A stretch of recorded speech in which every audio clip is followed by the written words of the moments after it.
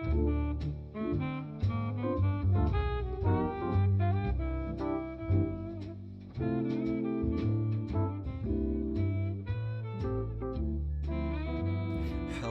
and welcome to another episode of the DewatchPod.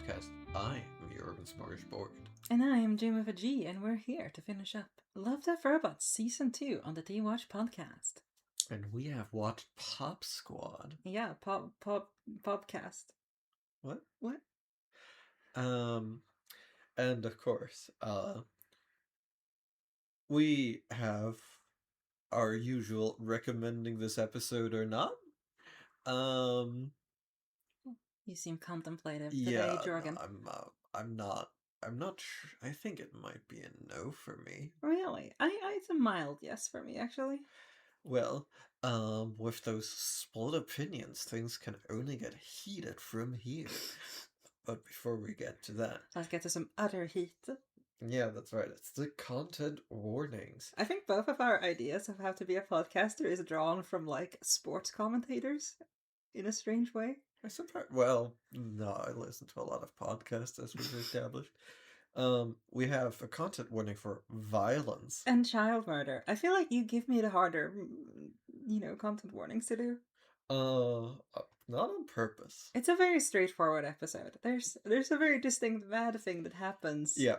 And repeatedly so. Yeah, so we to go through it very quickly, and it's a short episode as well. So, we live in a society. So we start on like a small family being swatted, and like a sort of grisly noir detective walks in and is like, "Oh man, y'all are getting crazy. arrested." And like it's not at all clear what's going on until the guy's like, "Oh yeah, no, let me deal with the children," and then he kills them with a gun. Yeah. And then he goes to see his opera singer girlfriend, and that's when we get the second element of the episode, and she's like, "Oh yeah, no, I practiced that song for 20 years." Yeah. That sounds very boring to me. Well, apparently that's what you get up to if you're immortal. I get it. I was a bit sad we didn't have subtitles for this episode, actually, because there is a very distinct name for the immortality drug, which is Reju with 2 O's. I believe, like, this is half remembered from when I first watched this episode, but I think I'm right about this. Oh, I get it. Yeah, that's how you do it if you're gonna do a little bit of a quirky cyberpunk. And he's somewhat traumatized from killing all those children. Yeah, it's a pretty distinct, if I want to say, acute stress disorder. Because some Yeah. people are going to call it PTSD, but it hasn't been a month, so you can't diagnose it yet, according to the DSM-5. Well, and the next day he accompanies her to the getting rejued doctor's appointment. Yeah, and it's just kind of more of him being like a bit traumatized. I Yeah. actually don't think this scene has a lot of purpose. I mean, I guess it more establishes that the girlfriend is evil. Well, yeah, she fucking loves being immortal, and she's like, "Oh yeah, no." Like it seems to me that their relationship is quite good. Like Yes. on the surface, at Stable. least. Yeah. And they're like, "Oh yeah, no, I'd marry you if we weren't immortal," and she's like, "I'd like to have a child with you if we weren't immortal." JK. And to her, this is fully lighthearted because she thinks this is a great deal, being immortal for not having children. And he is like whiplashed by this. Yeah. And after she gets the rejuvenation treatment, she's like very horny. And he's like, I can't do it right now. You've got this weird stuffed dinosaur. Which reminds him of murdering the child. Like, Yeah, because the child has a stuffed dinosaur. Yeah. And he's like, there's gotta be more to this than that. And he like finds the like stuffed dinosaur. There's a little scene in between that I actually think has some meaning, at least, which is he accompanies like another, like, one of these pops. The name of the episode is Pop Squad, right? So this is them. I don't know, is pop meant to be like they pop the kids, or like pop as in dad? No, I think it's they pop the kids. Okay. I feel like a lot of things could be called Pop Squads then, and Yeah, I think it's sort of intentionally uh, fair enough, fair enough. disharmonious. But yeah, he accompanies this other like run in with like another group of breeders, as they call them. Oh yeah, they uh, really like calling them breeders. yeah, which yeah, I look, all sci-fi finds a couple of proper nouns that they're like, I'm gonna hang on to this until the Yeah, day I and if fucking it's die. cyberpunk, which this sort of is, uh, like at least half of those are going to be slurs for new categories of people. Yeah. But yeah, he and like during this confrontation, as they're like taking out the parent, like he manages to grab a gun and shoot at our protagonist before like essentially having his head blown off by one of the other cops. Oh yeah, And our protagonist just like does not even make an attempt to dodge or anything. Like he has a bit of time, and he just kind of waits as the bullet like grazes across his cheek, suggesting he's not super in a good place. no, not at all. And we also, I think this is like a bit more of a look at like where we see his like colleague, Yeah, like his partner, who's like, "What the hell, dude?" yeah. She catches onto that something is a little bit off with this fella. Yeah, And yeah, he tracks down a lady with her kid, and it's like, nah, I'm holding a gun, but I do just want to talk. Um, and he's like, why do you do this? And she's like, I've seen shit. I'm 200 years old. I think I'm ready to go, man. yeah, because I don't think it's I guess it's never explicitly stated how, but like everyone who has a kid has to stay hidden from the law Yeah, because it's. I guess it's also worth establishing, right? They have this line of like, if no one ever leaves this party, we can't have new people coming in. yeah, It's a resource preservation society, and so if you're having a kid, you essentially have to hide, and if you have to hide, can't really go and get your immortality serum. yeah. She also has the line like, I'm not in love with myself to the point that I would just want to like live like you forever." Yeah. And there's a lot of accusations flying from her, which is pretty bold given he's the one with the gun. Unless she grabs the gun and fucking domes him. Which she tries, immediately fails, and I think this is just meant to be like an instinct, like because he's at this point he's like, I want to consider alternative viewpoints to the society I live in. So he's listening. Then like she makes the grab for the gun, and he like first points it at her, like as he's like subduing her, and then just kind of like a pure instinct. It's like, I'm gonna shoot your kid. Right, sorry, Yeah, and then bad he's like, muscle memory, my bad. and then he like he got to like play with the child a little bit before the whole gun grabbing debacle, and Yeah, then he just like sort of like dazedly walks out of the building to stand uh across the road from his partner, yeah, who's like, pretty what's weird place to be in. yeah, and then there's the cry of a child coming out of the building, which of course wouldn't have happened if he'd done his job properly Yeah, and killed the child. At which point, we're in a standoff, and he is a bit faster on the draw and fucking nails her, while she like clips him. So he has like a few moments to feel the rain on his face before collapsing and presumably dying. yeah. One last little note that I think might be important. When she is like, she makes a grab for the gun, she like the parent, to be clear, uh she says like, don't shoot her, shoot me, I'll make room. Yeah, It's an interesting little line, I think. yeah, no, it's It's you a wonder, man. Because I had forgotten that line since last. I mean, I Mm. didn't remember this episode like super clearly or anything. But I thought it was like a fun because I was like, first when she was like, "Don't shoot her, my baby, shoot me." I was like, "What the fuck are you talking about? He's gonna shoot. He's definitely gonna shoot the kid, and you're getting arrested." And then she has to like, "I'll make room." I was like, "Oh, you know what? You pulled out the math card that holds up the society. You got a fair point here, actually." Yeah, no, like it's so, and yeah, that's the end of the episode. Like it's I think it might be one of the shorter ones. Yeah, I I think also think it just carries like a good momentum throughout. and just like to flag like a little bit of the visual language of this episode, I think it's somewhat ambiguous whether this is just like a sci-fi dystopia, um, where we have like harsh class stratification, Because we definitely get like beautiful building above the clouds and Yeah. ugly building below the clouds. I But don't think you can make a sci-fi where someone sings is like an opera singer without it being, an implication of class differences. like it's unclear to me whether the people who are sort of living on the lower floors are like there because they're like an underclass or whether they're there because they're trying to hide from the law. Well, it can't be, right? Because I guess I was in this thought too, because the girlfriend makes this like, why would you give all of this up, like all of this Yeah. splendor, just for having kids, including like giving up your immortality? But then there's also a different line, like as we go to like the second incident of we found some breeders. Yeah. There's a part where like one of the other cops says something along the lines of like, yeah, so like they were caught by their neighbors because they couldn't keep the baby Mm. from crying, which implies that like the neighbors probably aren't also doing this, or at least aren't expected to Yeah. be doing this. No, so I guess there is like stratification, but it's like not that brutal.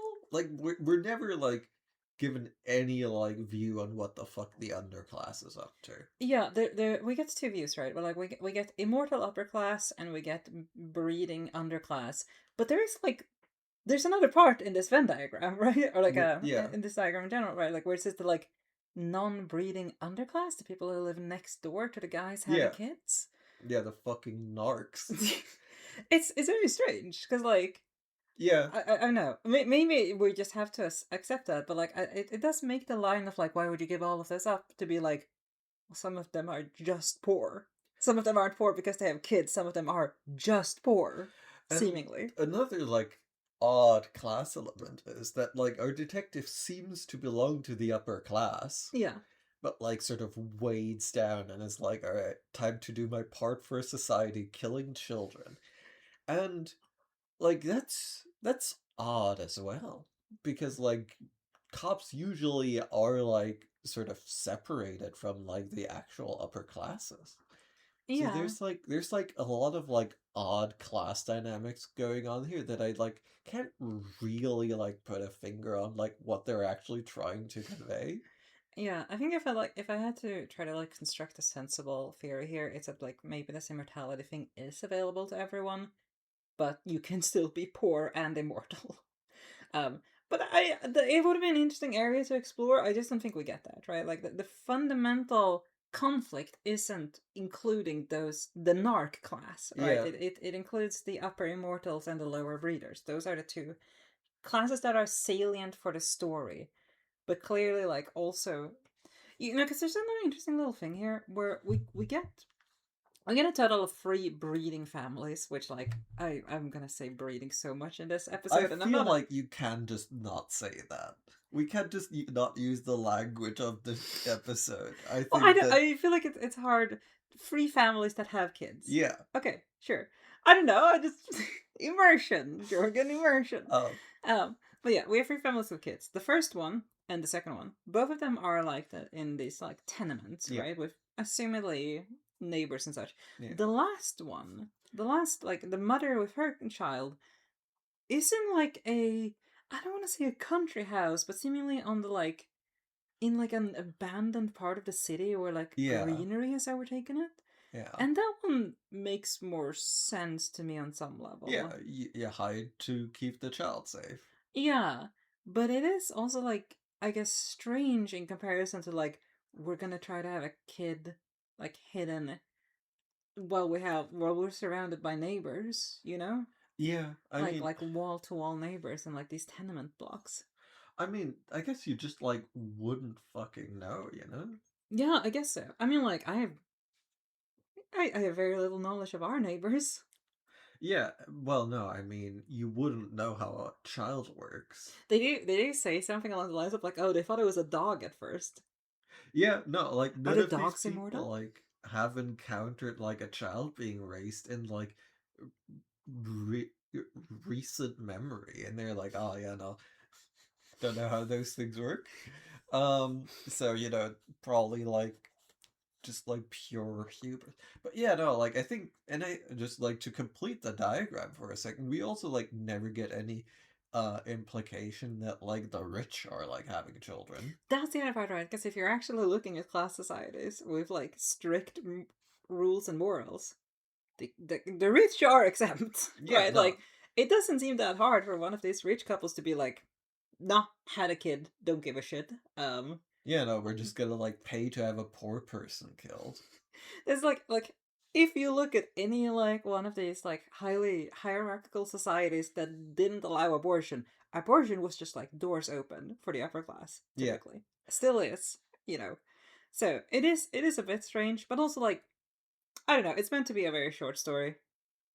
I think Yeah. it's fair to not fully explore all class dynamics, even though that hurts us as Well, I think the strange thing is like why have class dynamics at all if like hmm. you're not going to show like the parts that like complete the picture, right? Well, It's like we're only sitting at the like weird diagonal. have you heard about Deus Ex jargon?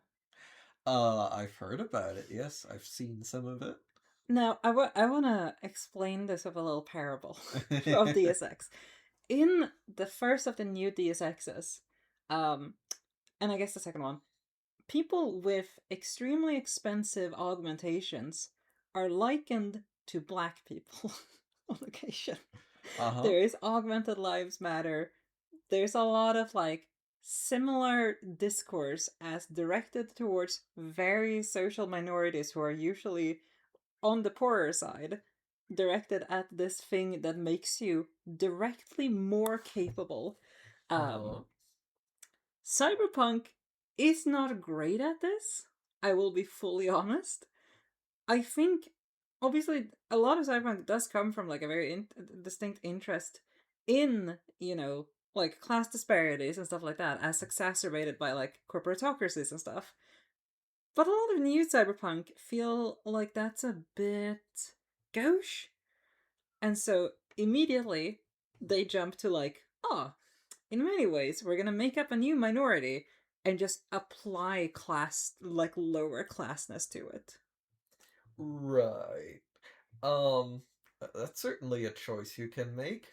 Um, but having done a little bit of research on the side here, um, Deus Ex, the remake started in 2011, Yeah, and the series we are currently talking about, um, wait, are we on two or three? too.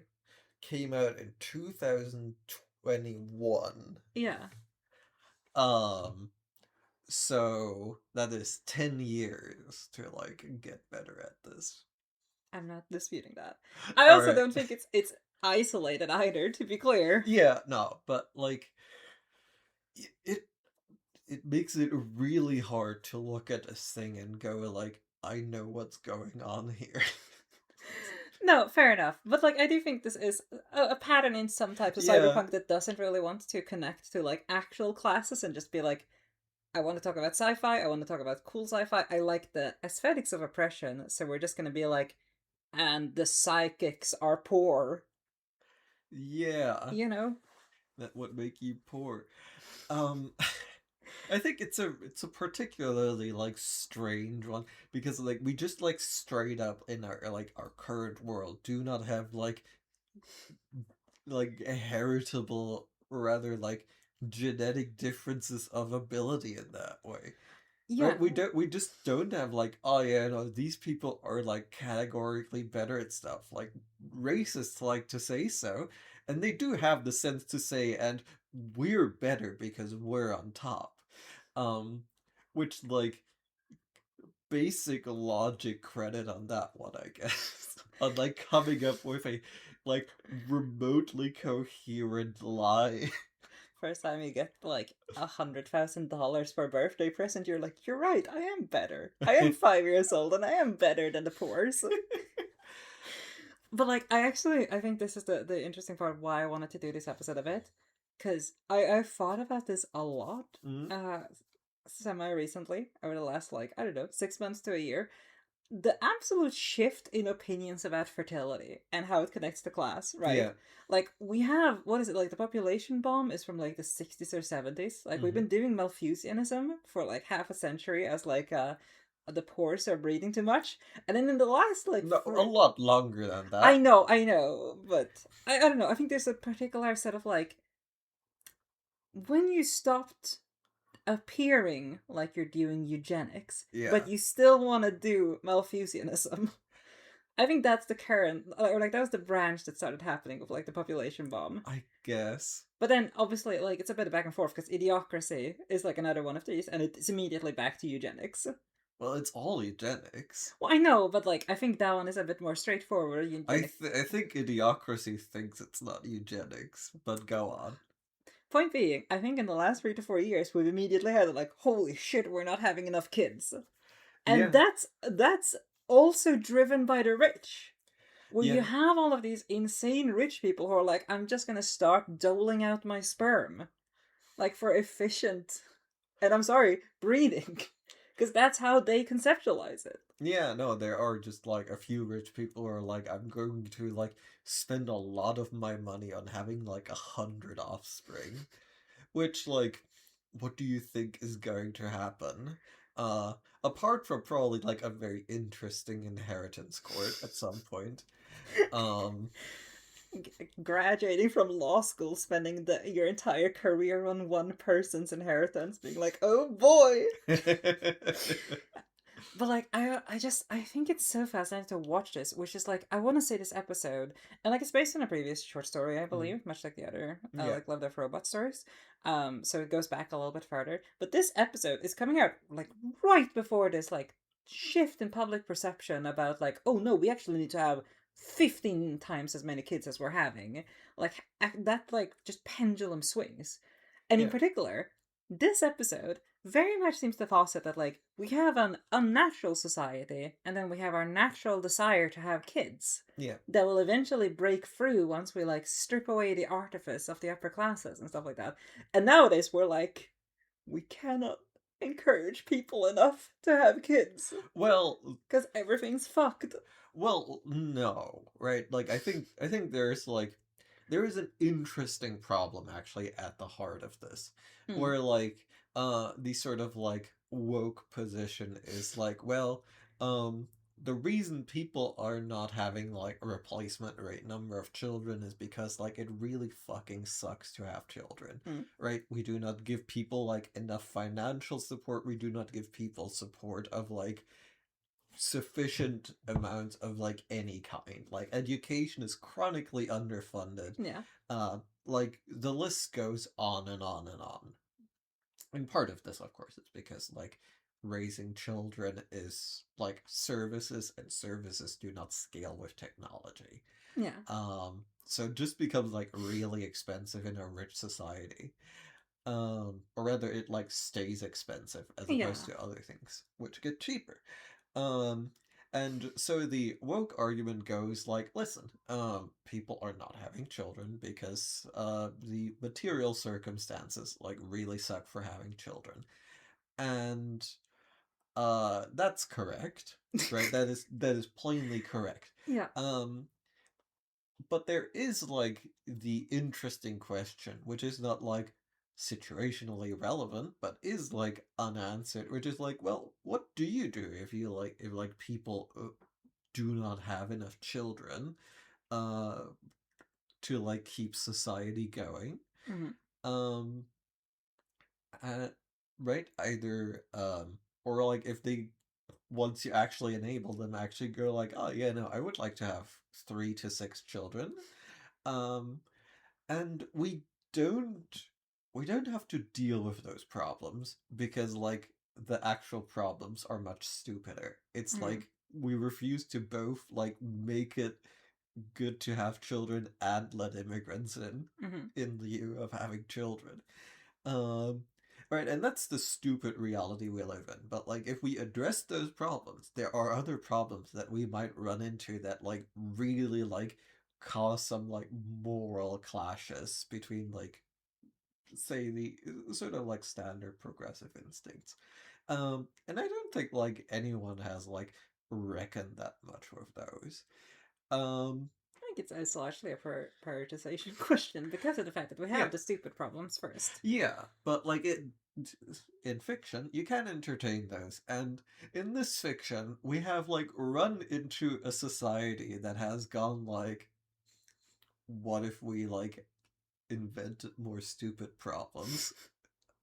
Well, Um, like, but it's also to me like a pretty pure reflection of like the actual initial Malthusianist problem, right? yeah, Where it's like, oh, like people population growth goes faster than food growth yeah, goes, especially once you account for the fact that like some land is like you're occupying the most arable land first and the least arable land coming up the yeah, road. And that just ended up not being true, and it hasn't been true yeah, since Malthus did his thing. yeah. And To again, be clear, he was right about the previous portion of history, and then he stopped being right once he published, which is like, I think we've been over this. Still yeah, extremely funny. yeah, it's a big oof if you're sitting there doing mathematics and then Yeah. something. It's a bit of an outside context problem, but simultaneously, like I do think it also to some extent speaks of being like, no, I've bracketed everything that exists. There can be no new inclusions of stuff, and you have to imagine if you're living in a society where people are immortal and can like build skyscrapers into the clouds as their like preferred method of living. Yeah. I feel like you can ramp up food production and such pretty well. Like Yeah. I just because we for all the complexities of population growth and like providing for that growth, even before like I want to say we had a lot of more issues in the basics of like childcare Mm. education, like modern day inflation and stuff like that. Population growth was still declining and has been declining for a very long time, right? Yeah. Just as like the basics of the demographic transition. And that's probably going to plateau at some point, or at least that's entirely feasible. It We will plateau. reckon it'll plateau at 10 million, I think, are the general projections. 10 billion, right? Oh, yeah. Yeah. But like we have to assume that it's at least possible that it will plateau, and we shouldn't just be like line goes down, thus eventually we will hit negative 1000% population growth. Yeah. Um, and you'd think this future society would probably be able to deal with that, assuming Yeah. some sensible planning for it, which isn't, with all due respect, not that hard on a societal scale. Um, Well, apparently it's very hard to plan anything on a societal scale. But I feel like, we're gonna have to solve that problem if we're gonna to get to the other problem. Yeah, I think we're probably gonna be dealing with those problems before we hit Yeah. immortality, but that's just me. But not I'm not trying to suggest this is like a sci-fi is Hmm. unrealistic, but I do think there's Sorry. Sci-fi is unrealistic? I That's know it's crazy. crazy. Listen, I think one of the main driving forces behind this podcast is to not become CinemaSins. And unfortunately, Love Death Robots is very cinema Oh, sensible, yeah. which is why we had to crank that instinct up a Yeah. bit more.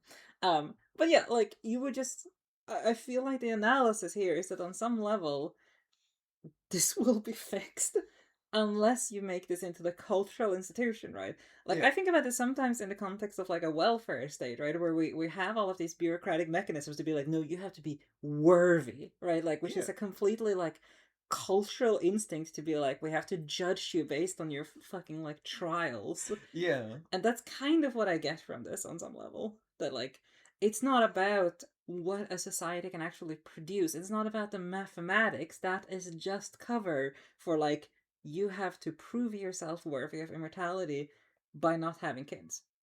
And Yeah. from the perspective of someone in 2026, we go, okay, yeah, that's not that hard. Childcare is real expensive. Yeah, no, I think like the other thing is like you could just like solve this problem by going like you can have a child, you will just be cut off from the good stuff. Yeah, that's the other part, right? Like that.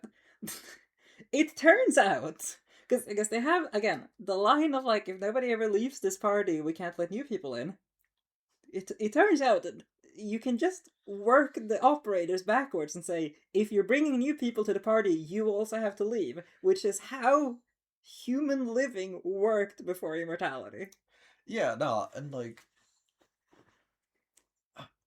we see a lot of bodies drop in this episode. Yeah, Like it seems to be like not that terrible. You Like, also terribly difficult to like get a hold of like a new slot. you also just have to imagine that in a society of immortals, like every now and then someone just trips and breaks their neck, and you're Yeah. like, okay.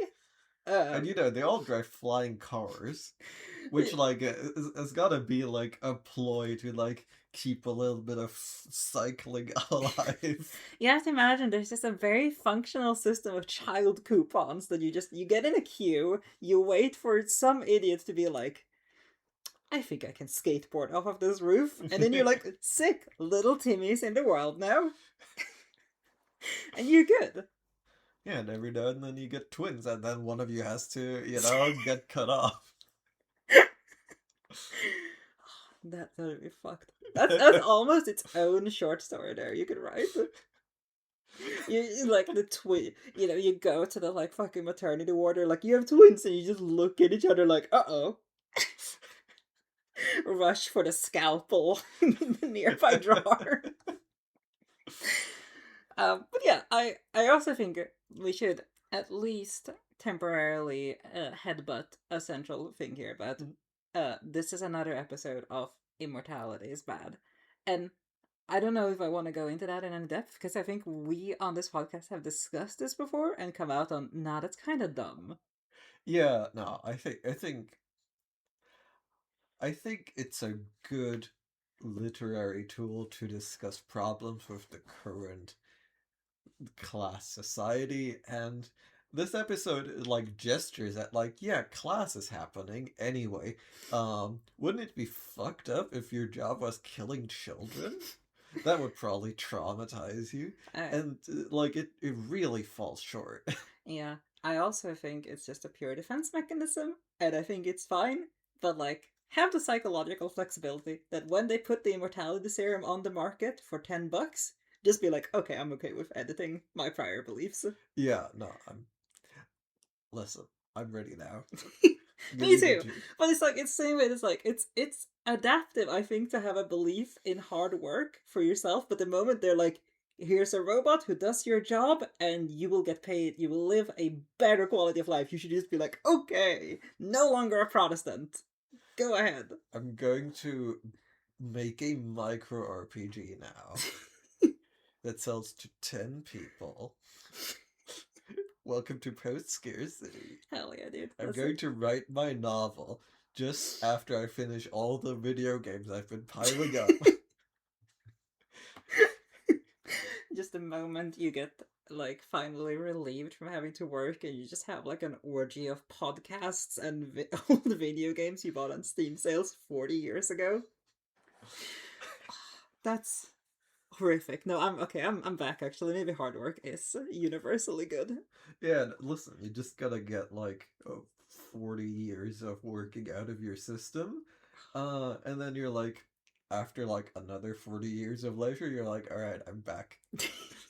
I'm ready to have a 2-day work week. It's a beautiful image of like a very cyclical human. There's one more thing I wanted to find out about this episode. I think it's very interesting. Like, I want to be careful here, because I think if I go too hard on this, I'm going to come off as an anti-natalist, and I don't want to be that person. I think kids are cute. That being said, I think it's an interesting little scene when, like, the mother at the end, when she's confronting our protagonist, she's first of all, she's just kind of dunking on him repeatedly, which Oh, yeah. again, I mean, easy target. yeah, I mean, like, first of all, he looks so fucking sad. You're like, he's not gonna put up a resistance. Don't kick a person while they're down does not apply to assholes, and especially not to child murderers. I really thought you were gonna say cops in there, but I think that's probably not good cops fall under both. um, it is you might as well go for it. You're getting some good shots in there, and anyway, what I was gonna say is I think there's an interesting little bit where when he's going like, "Why would you do this?" Apart from the like immortal bad response, there's also the part where she's like explaining why kids are good. Yeah. And I think that is a difficult thing to do. Like, you can do it in the like pure like, hey, we need to keep the species going, and like, okay, sure, but that doesn't sound great. But what she goes with is completely, it makes me happy. Yeah, But it has the tone of this is altruistic. But she doesn't actually make any such arguments, right? She's like, I am very bored of life. When I have this kid, I am no longer bored of life. This is good. I feel better. And you're like, okay, but like, isn't there supposed to be some part of this that's like, I think the way it's actually supposed to read is that she is happy to finally like prioritize someone else, and that gives her hmm, joy. Like I think that's the benign read, and I think like there is something here where it's like, oh yeah, no, this will make you happy by proxy, and it's like, yeah, no, like sort of, but like really, it's pretty hard. but I think it does speak to like a very interesting little thing here. I think when like people are gonna try to make these arguments for like you need to be committed to a greater cause, it's they always do seem to fall back on and being committed to that greater cause will make you happy. Yeah, no, this is like pure propaganda. Like this is pure like pro-child propaganda, like of the kind that will like make you like extremely upset when you're a parent and you realize that you've signed up for a lot of hard work under a lot of false pretenses. Yeah. But don't worry, it will save your failing marriage though. That's right. Did And you if the argue with your partner in the last week? Maybe you should, drop the pill. Leave the condom off. Just like, and if the first one didn't work, the second one is actually just more likely to work. exactly. And you know what? Worst case, they take care of each other. And the farm. That's Do you right. think we're the right people to podcast about parenting? Oh, Listen, lovely children are lovely. They're also impossible to have in a way that keeps you sane in the current conditions. I also, like it's one of those things I always feel about like you. I don't think you need to make having kids sound easy. Like, first off, I think that's just like a betrayal of the people who might end up being parents. Oh yeah, no, But they're. I'm genuine. It's a propaganda scam. but it is also just like I feel like it's kind of fucked up because like it's real hard to be a parent, and I think it should be kind of like acknowledged that they're. I think that is kind of Well, I genuinely a think I bit. think the thing you're forgetting is that nobody knows that except people who are currently parents because you're too sleep deprived to remember later and form proper memories of how much it sucked. So in many ways, you can also kick parents while they're down because they are constantly down because they get an average of 3 hours of sleep a night. But yeah, no. Children are lovely. Just, go into it with open eyes. Be ready, they Or don't and just avoid it. It's fine. Um also acceptable. society does not need to be saved by more babies we can let immigrants in. It's fine. All right, beautiful. Do we have any closing thoughts on Pop Squad? Um, I no, I didn't like. They really should have done a class thing. Like, yeah, no, I guess the rich just are okay with like also being part of the rules. That seems like complete nonsense. I think you could cut out that part of what you just said and just attach that to most episodes of anything we do. Is Yeah. they should have more closely considered class dynamics. It's just a little disclaimer at the end of every episode. Well, this one's really egregious. It did strike me like I think you were like you saw like a rundown tenement building in the rain, and you were like, "This is cyberpunk." Yeah, no, I wanted to call it early and openly. And like, I don't think it is proper cyberpunk. Nobody has like cool implants. No, It's like a it's weird third thing. It's yeah, just a regular like sci-fi dystopia, honestly, yeah, with but like a bit of like noir well, aesthetics. that's the interesting part is that like a lot of cyberpunk, early cyberpunk in particular, draws from noir, right? Mm. Like it Oh has that yeah, energy. yeah, So it's interesting that in a way it's kind of like circumventing the actual cyberpunk development and going yeah. to the same route and just being like, we're gonna noir it. Yeah, it's sort of like a little bit pre-cyberpunk. Like if you Yeah. developed this more, it would be cyberpunk. It's like a different timeline of how like those literary tropes Yeah, developed, right? I know, I think that part is cute. I know, mm. I like noir. Yeah. But I do agree that it's like it's cyberpunk in the most broad sense possible, if at Yeah. all.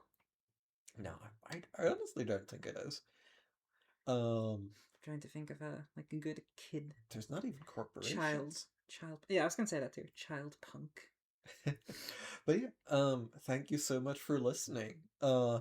Just be ready to completely change your belief once the immortality serum drops or work becomes obsolete. Yeah, I mean Brian Until Johnson is then, on one of those two. well, I mean he's on both, I reckon. Well, he's also on some other stuff if you've seen some of his recent tweets. Well, you know. Next time, we'll actually be going to season 1. That's right, baby. I think we had a short discussion on how to do season 1 because it's twice as long as any of the other Yeah, seasons. we might have a few more episodes It's for also season that's a better hit rate. 1.